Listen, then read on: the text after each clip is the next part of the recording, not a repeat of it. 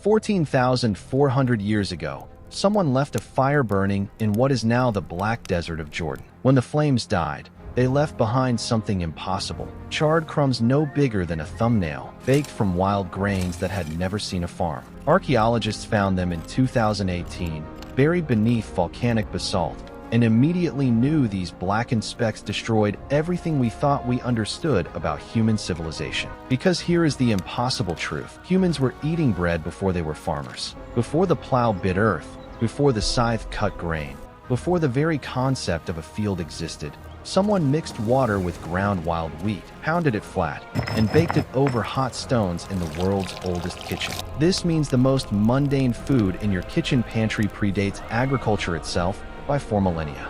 The question isn't who invented bread. The question is, why did they bother? To understand that, we must go back to a world where food was pure terror, where every meal was a fight against starvation, and where the psychology of hunger ruled every waking moment with an iron fist. Imagine waking up and not knowing if you will eat today. This was the psychological reality for 99% of human history. Your ancestors spent 4 hours daily chewing raw roots, tough meat, fibrous plants that fought back with toxins. Their jaws were massive, their teeth ground down by stone-ground grit. The calorie deficit was constant, a gnawing companion. A mammoth hunt might feed a band for days, or it might kill the hunters, leaving women and children to starve within a week. There was no storage, no surplus, no concept of tomorrow's breakfast. Anthropologists studying modern hunter-gatherers reveal a brutal truth: they experienced hunger as a chronic condition, not an emergency. The stress hormones never dropped. Every decision was immediate survival. Trust extended only to the present moment. In this world of visceral scarcity,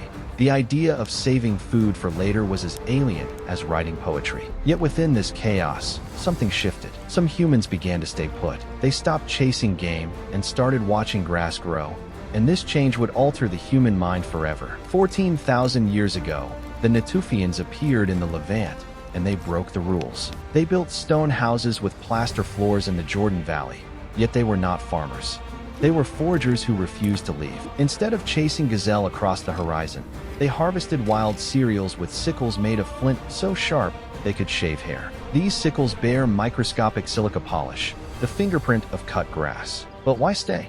The answer lies in psychology. The Natufians developed trust in the land itself. They learned the seasons, the cycles, the secret caches of wild wheat and barley. This was the first time humans bet on the future. They began to grind grains between stones, creating calorie-dense porridges that kept bellies full longer. Their teeth show fewer wear marks than their ancestors, evidence of a softer diet. They were creating surplus, storing it in stone silos against the winter. They had discovered something dangerous: stability. And stability is the addiction that leads to civilization. In 2018, archaeologists excavating Shubayqa 1, a Natufian site in Jordan's Black Desert, found a circular fireplace paved with flat basalt stones. Sifting the ash, they discovered 24 blackened crumbs. Microscopic analysis at the University of Copenhagen revealed something shocking. These were breadcrumbs made from wild wheat, barley, and club rush tubers.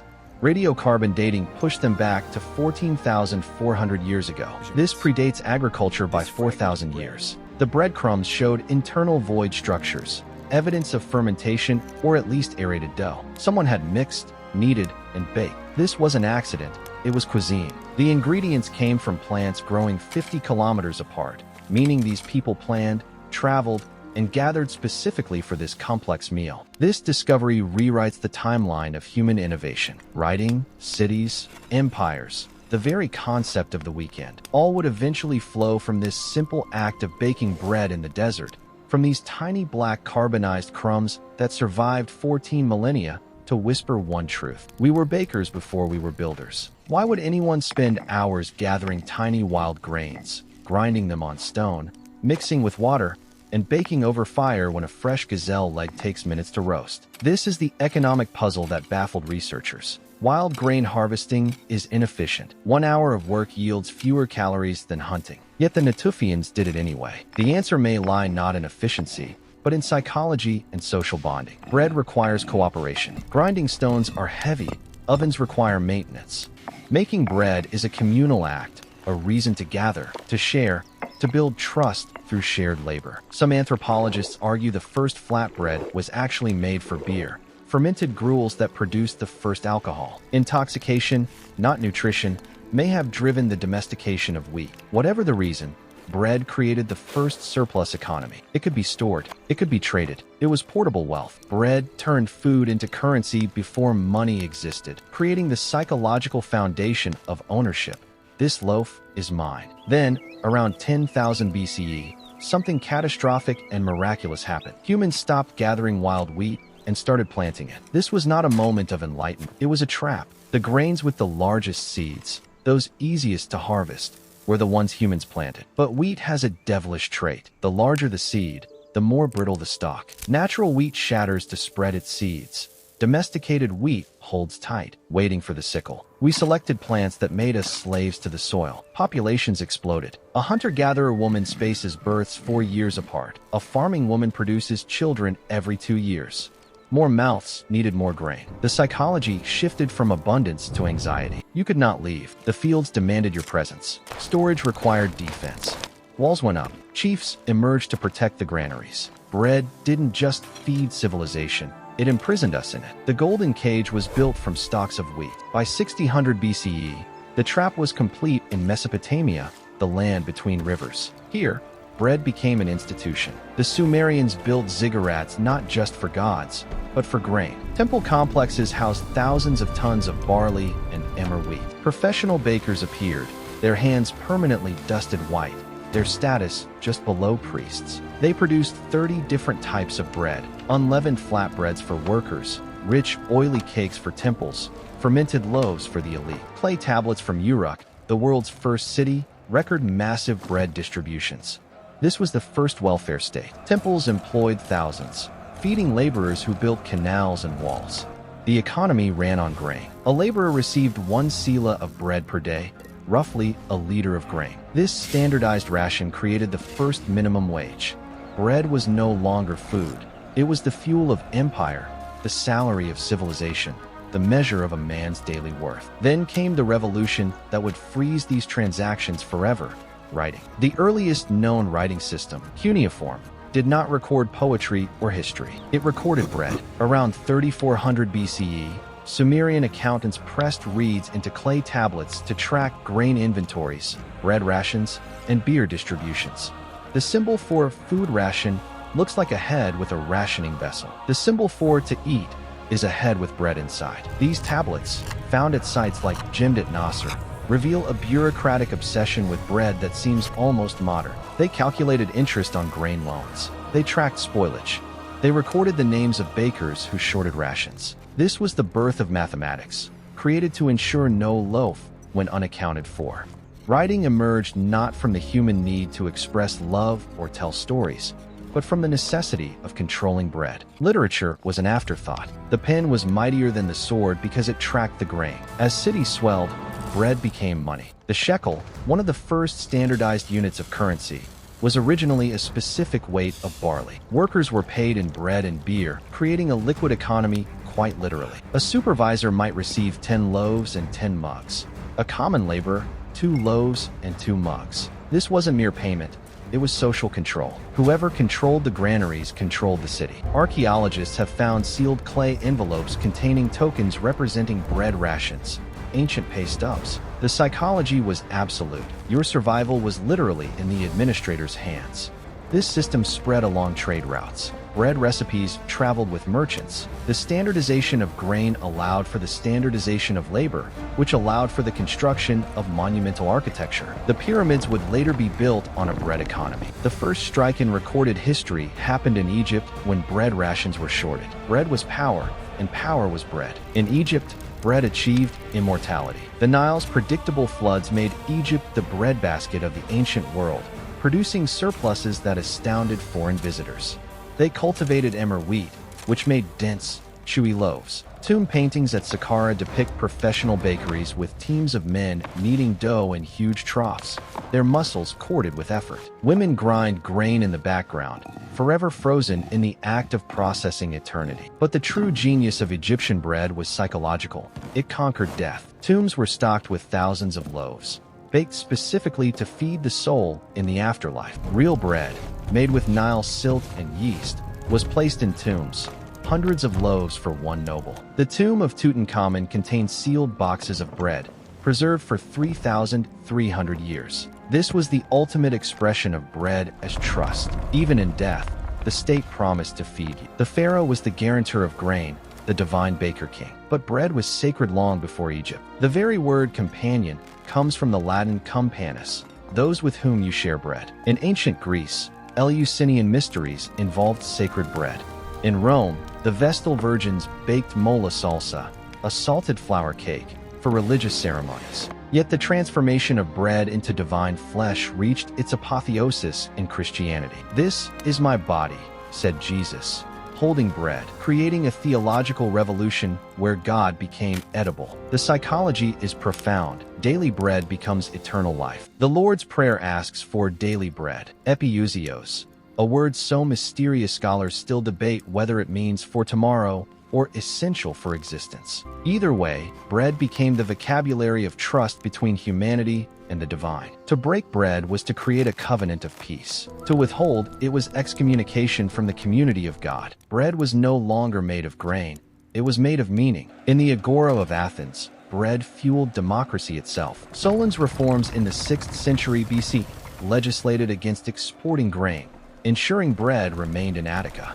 The polis distributed grain to citizens, creating a direct link between political participation and food security. To be a citizen was to be someone who received bread from the city. This wasn't charity, it was the social contract. The assembly met at dawn, after the morning bread. Philosophers debated in the stoas, munching on barley cakes. The Greek word politikos, political, was inseparable from cedos, grain. When grain supplies failed, democracy trembled. The orator Demosthenes warned that grain merchants could topple the state. The psychology of the Greek citizen was built on the assurance that the city fed him. Therefore, he owed the city his service, his taxes, his military duty. Bread had created the citizen soldier, the backbone of the phalanx and the jury. No bread, no democracy. Rome took this further. The annona, the grain dole, fed 200,000 citizens daily at its peak. It was the largest welfare program in ancient history. The phrase panem et circenses, bread and circuses, was literal political strategy. Control the grain supply, control the mob. The curator of the water supply and the prefect of the grain were the most powerful men in the empire after the emperor himself. Egypt became Rome's property not for gold, but for grain. A fleet of massive ships, the Classis Annonaria, sailed year-round from Alexandria to Ostia, carrying millions of tons of wheat. When pirates threatened these routes, Rome sent legions. When the grain ships were delayed, emperors faced riots. The psychology of the Roman mob was simple: we are fed, therefore we are Roman. The fall of Rome began not with barbarian hordes, but with the Vandal fleet cutting the grain supply to Carthage in 439 CE. When the bread stopped, the empire starved. In the chaos after Rome, bread became a weapon of feudal control. The lord owned the mill, the oven, the very right to bake. Peasants brought their grain to the lord's mill and paid the multure, a tax of 1/16 to 1/4 of their flour. The miller, with his thumb on the scale, became the villain of medieval folklore, cheating the poor of their due. Watermills and windmills dotted the landscape, but they were not liberating technology. They were economic shackles. The banam, the lord's ban, forced serfs to use his facilities. To bake bread at home was to commit a crime. This monopoly created the medieval social order. The white bread, pain de main, hand bread, was for the rich. Brown bread was for peasants. The color of your loaf determined your class. Bread riots erupted when mills broke or lords raised taxes. The psychology of the medieval peasant was defined by resentment of the miller, the gatekeeper of survival. The Black Death in the 14th century killed half of Europe, but it revolutionized bread. With labor scarce, peasants could demand higher wages. They spent this new money on status symbols, and the ultimate status was white bread. Previously, brown whole grain bread was honest food. White bread was suspect, potentially adulterated with chalk or alum. But now, white flour required more labor to sift and bolt, making it expensive. The whiter the bread, the higher the rank. Bakers responded by developing new techniques. Brewers' yeast, previously discarded, was added to dough, creating lighter, airier loaves that rose like pride itself. The guild system emerged, with master bakers controlling quality and price. The psychological shift was profound. Bread was no longer just sustenance, it was social climbing. To eat white bread was to say, I have survived the plague, and I have money. The brown loaf became shameful. We still carry this prejudice today, associating whiteness with purity and health, despite the nutrition being stripped away. The 19th century brought steel. Roller mills, invented in Hungary and perfected in America, crushed wheat between iron cylinders, separating bran and germ from endosperm with ruthless efficiency. For the first time in history, white flour was cheap. The masses could eat like kings. In 1870, a bushel of wheat produced 160 pounds of flour. By 1890, it produced 200 pounds of pure white powder. This was alchemical magic. Bread became cotton soft, snow white, and nutritionally hollow. The industrial bakery was born. In London, the automatic bread company produced 40,000 loaves daily in 1862. Bread was no longer touched by human hands until the final wrapping. The psychology of abundance replaced scarcity, but with a twist, people now feared the industrial process. Adulteration scandals rocked Britain. Bread contained plaster, alum, bone dust. The state intervened with the Bread Act of 1880. Trust had to be legislated back into the loaf. 1928 marked the greatest thing since sliced bread. Otto Roeder's machine sliced loaves perfectly, and Wonder Bread, launched in 1921, packaged it in wax paper, promising help build strong bodies 12 ways. This was the era of chemical salvation. Chlorine dioxide bleached flour snowy white. Potassium bromate strengthened gluten. Calcium propionate prevented mold. Bread became a product of the laboratory, shelf-stable for weeks. The industrial food complex consolidated. In 1924, the Continental Baking Company merged brands, creating economies of scale that crushed local bakeries. By 1960, 90% of American bread came from factory plants. The psychology was modernist. Science improved nature. The square, white, soft loaf became the icon of American prosperity, of suburban comfort, of a future without hunger. But the cost was flavor, texture, and nutrition. The staff of life had become the staff of shelf life. War revealed bread's strategic vulnerability. In World War I, the British government banned the standard loaf, forcing bakers to use alternative grains like barley and potatoes. Victory bread was gray, dense, and hated, but it stretched wheat supplies for the troops. The psychology of sacrifice was manipulated. Eating dark bread was patriotic. Wanting white bread was treasonous. Women were shamed for wasting crust. In World War II, America banned sliced bread briefly in 1943 to save wax paper and metal for blades, causing public outrage. The ban lasted only 2 months. Politicians learned that you do not mess with bread. In occupied Europe, bread became black market currency. A loaf in Warsaw in 1941 was worth more than gold. The starvation of Leningrad, where people ate bread made of sawdust and cellulose, killed 800,000. Bread defined the line between occupation and annihilation. To have bread was to hold civilization together. To lose it was to fall into the abyss. Today, we face a paradox. Never has bread been more abundant. Never have more people feared it. The anti-gluten movement, while necessary for celiac sufferers, reflects a deeper anxiety about industrial food. Modern wheat is bred not for nutrition, but for yield and machine harvesting. Ancient wheat had 14 chromosomes. Modern bred wheat has 42, a genetic monster created in the 1950s Green Revolution. We eat varieties that didn't exist 70 years ago. The Chorleywood process, developed in 1961, uses high-speed mixers and chemical oxidizers to produce bread in 3 hours instead of 12. The result is ultra-processed food that spikes blood sugar. Meanwhile, 3 global grain traders, Cargill, ADM, and Bunge, control 70% of the wheat market. Climate change threatens the Great Plains and Ukraine's breadbasket. The psychology has flipped. Bread, once the ultimate trust, is now suspect. We have come full circle, fearing the very food that built us. In the Fertile Crescent, where it all began, archaeologists now race against climate change to excavate sites like Shubayqa before they're lost to desertification and war. The future of bread may lie in its past. Farmers from Tuscany to Washington state are replanting einkorn and emmer, the ancient wheats of the Natufians, grains with 14 chromosomes instead of 42, simpler genetics, deeper flavors, and gluten structures our ancestors recognized. Sourdough fermentation, that 14,000-year-old biotechnology, is experiencing a global renaissance as we rediscover the microbiome within us and without. The psychology is shifting again. Slow bread, real bread, bread with time and trust needed into every cell. We stand at a crossroads.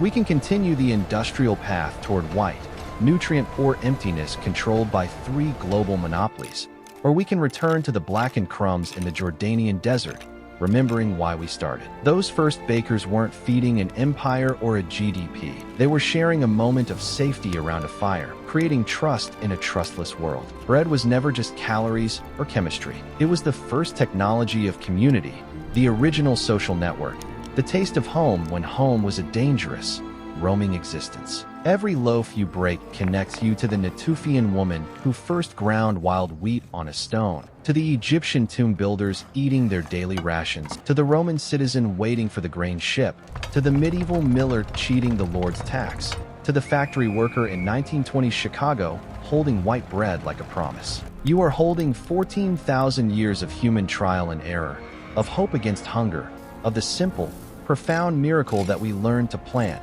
to wait, to harvest, to grind, to mix, to fire, and finally, to share. The crumbs survive in the desert ash. The fire still burns in every oven. The story isn't over. It rises, still, with every breath of yeast, with every loaf we break together, connecting us back to that impossible moment when we first chose to stay, to bake, and to believe in tomorrow.